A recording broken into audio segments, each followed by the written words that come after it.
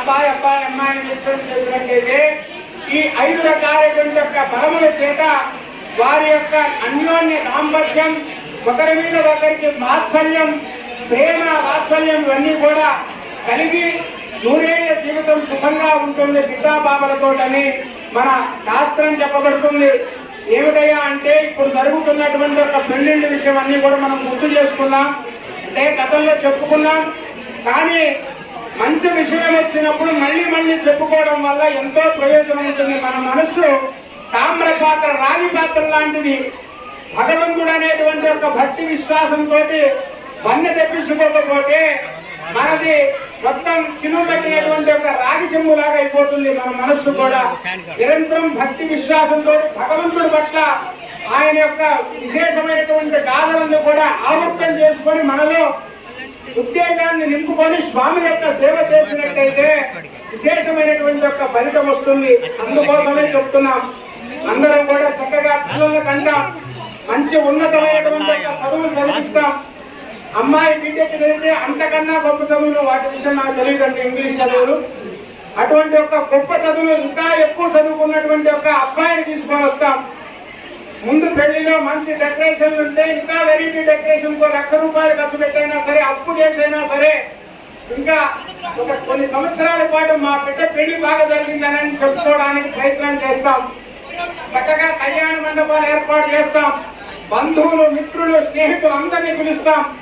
ఒకప్పుడు ఎవరు ఏమనుకోకండి, పెళ్లి కూతురు ఎవరా అంటే కట్టుకొని కనిపెట్టేయవచ్చు. కానీ ఇప్పుడు చూసేటువంటి ఒక వివాహాల్లో అందరూ కూడా వధువులాగానే ఉంటున్నారు.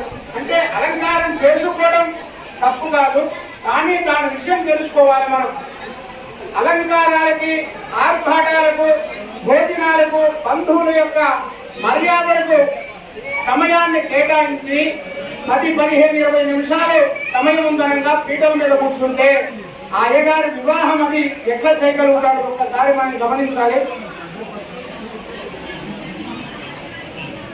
ఎట్లా చెప్పగలుగుతాడు చెప్పండి? ఇంత తతంగం జరిగితేనే ఆ శుభముహూర్త సమయానికి తెల్లని జీలకర్ర పెట్టేటువంటి ఒక విషయం వస్తుంది. కానీ 10 నిమిషాలు 15 నిమిషాల ముందు వివాహానికి కూర్చుంటే ఆయగారు మాత్రం ఏం చేస్తారు? గణపతి పూజ చేస్తారు, బెల్లం నిత్యం జీలకర్ర పెట్టి చేస్తారు తెలుసుకున్నాను. అటువంటిది సరే, అదన్నా సక్రమంగా చేస్తున్నామా? తెర మీద మాత్రం రకరకాలుగా బొమ్మలు వేయిస్తాం, చూపులు కలిసిన శుభవేళాన్ని రాపిస్తామా లేదా? రాపిచ్చేసేస్తాం. రాపిచ్చేసిన తర్వాత ఏం చేస్తామండి? తెరచీల చేస్తూనే ఉంటాం, బెల్లం జీలకర్రని నిద్ర పెట్టిస్తూ ఉంటాం. ఎవరిని చూపిస్తామండి? ఎవరిని చూపిస్తున్నాం ఇప్పుడు చెప్పండి? పుట్టే వాళ్ళని చూపిస్తున్నాం. ఎవరు భర్త ఎవరు భార్య మీరే చెప్పేసేయండి, నేను చెప్పాల్సిన పని లేదు. కానీ మన సనాతన ధర్మం, శాస్త్ర సాంప్రదాయం వల్ల ఆ లగ్నంలో కూడినటువంటి యొక్క సమయంలో తదేవ లగ్నం సుదినం తదేవ తారాబలం చంద్రబలం విద్యాబలం దైవబలం తదేవ లక్ష్మీపదే తేంద్రియకం స్వరామి 5 రకాలైనటువంటి యొక్క బలములతో కూడినటువంటి సమయంలో వేద మంత్రముల చేతన, వాద్యముల వేళ స్వామి యొక్క అనుగ్రహం చేత, పెద్దల ఆశీస్సులతోటి తెరసీసి అమ్మాయిని అబ్బాయిని అమ్మాయిని కానీ వీక్షణం చేసినట్లయితే, మంత్రము చెప్పినటువంటి యొక్క సమయం మాత్రం అమ్మాయిని అమ్మాయిని కానీ చూసినట్లయితే వాళ్ళ దీర్ఘాయుష్మంతులవుతారు, అన్యోన్య దాంపత్యం శుభంగా ఉంటుంది, కుటుంబాలన్నీ కూడా ఎలాంటి ఇబ్బంది లేకుండా పోతుంది. కానీ ఈ రోజుల్లో 100కి 90% అట్లనే జరుగుతుంది. జలసాల తీయడంతో అబ్బాయిని అమ్మాయి కాదు, ఇద్దరు కూడా ఫోటో వాళ్ళని చూస్తున్నారు. జరిగిపోయినటువంటి కాలాన్ని మనం తీసుకురాలేము. జరగబోయేటువంటి యొక్క వివాహాల్లోనైనా సరే ఈ విషయాన్ని గమనించి మంత్రం చెప్పినంతసేపు అమ్మాయిని అమ్మాయిని కానీ వీక్షణం చేస్తూ తర్వాత వీడియోలు, ఫోటోలు. ఇంకొకటి మనం గుర్తు చేసుకోవాలి, బంధువులకి మర్యాదలు అనేటువంటి ఒక విషయంలో పడి శుభముహూర్త సమయంలో దురదృష్టకరం కొన్ని కోట్ల రూపాయలు పెట్టి ఖర్చు పెట్టి బిడ్డల పెళ్లిళ్ళు చేస్తున్నారు. కానీ శాస్త్రానికి మాత్రం దానికి సవ్యంగా చేయించుకోవడం లేదు. ఈ విషయాన్ని గమనించి బంధువులు, మిత్రులు అందరూ దేని కోసం వస్తారు? బిడ్డ పెళ్లి చూడటం కోసమే వస్తారు.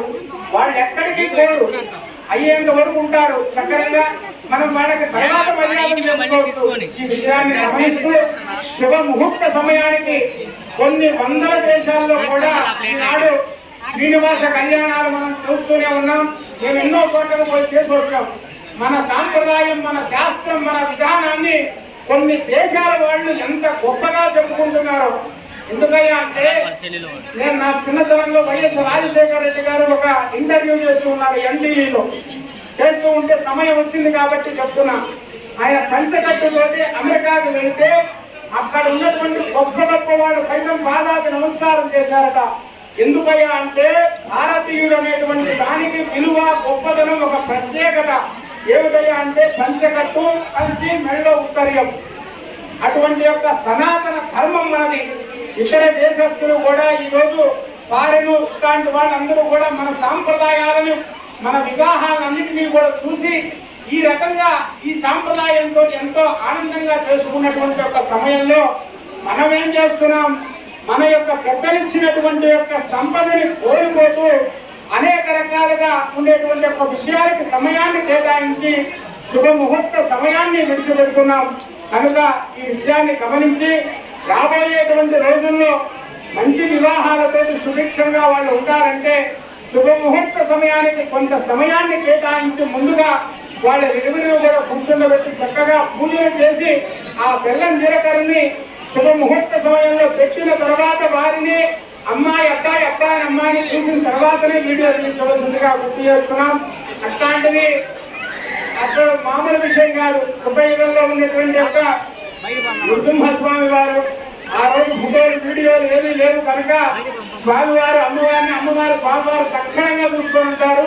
అదేవిధంగా ఇక్కడ వీడియో వాళ్ళు ఉంటే స్వామివారికి కైసాల మధ్యలో నుంచే పట్టేవారు. కానీ భగవదానుగ్రహం అటువంటిది ఏమీ లేదు కనుక శుభ ముహూర్త సమయంలో అభిజిత్ లగ్నంలో స్వామివారు, అమ్మవారు, అమ్మవారిని స్వామివారు వీక్షణం చేశారు. మరొక వైపు మాంగళ్య సూత్రానికి ఆరాధన జరుగుతుంది. సర్వ స్త్రీలు ఐదోతనంతో ఉండటం కోసం సర్వాసాం స్త్రీనాం సువాసని జన్మ ప్రాప్త్యర్థం దేవస్య దేవ్యో మాంగళ్య సూత్రధారణం కరిష్యేనని మన శాస్త్రం చెప్పబడుతుంది. అదేమిటయ్యా అంటే సర్వ స్త్రీలు ఐదోతనంతో ఉండటం కోసం పరమాత్మ మళ్ళీ మళ్ళీ వివాహం చేసుకుంటూ అమ్మవారి యొక్క మెడలో మంగళ సూత్రాన్ని ధారణ చేసుకున్నాడు. వాస్తవంగా ఏమండి, మానవుడికైతే ఒకేసారి పెళ్లి కదా, రెండోసారి రెండో వివాహం చేసుకున్నా లేదా ఇంకొక అమ్మాయిని వివాహం చేసుకున్నా పెద్ద కేసు కదండి, జైల్లో వేస్తారు అనేటువంటి ఆలోచన వస్తుంది. మరి ప్రత్యక్షంగా నిరూపణగా ద్వాపరయుగంలో అష్ట భార్యలను వివాహం చేసుకున్నాడు. 16,000 మంది గోపికల్ని ఎక్కడ పెట్టుకున్నాడు. ఈయన్ని జైల్లో వేయాలా లేదా చెప్పండి, వాస్తవమా కాదా? వేయాల్సిందేనా? గట్టిగా చెప్పాలమ్మా. కృష్ణ పరమాత్మని జైల్లో వేయాల్సిందేనా? కానీ కృష్ణ పరమాత్మ గొప్పవాడు, మహనీయుడు.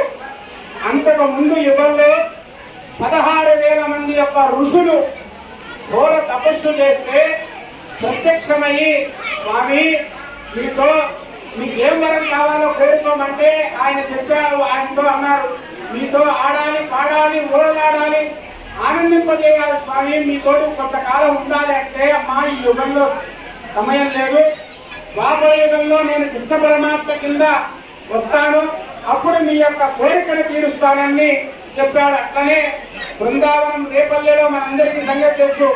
గోపికలు కృష్ణ పరమాత్మ యమునా నదీ తీరమున ఫ్లూట్ వాయిస్తూ ఉంటే ఇంట్లో పనిచేసేటువంటి గోపికలందరూ కూడా ఎట్లయ్యా అంటే ఆశ్చర్యచకితం. వంట చేస్తున్నటువంటి వాళ్ళు అట్లనే వచ్చేసేటువంటి వాళ్ళట, వస్త్రాలు కూతున్నటువంటి వాళ్ళు అట్లనే, స్నానం చేసేటువంటి వాళ్ళు వస్త్ర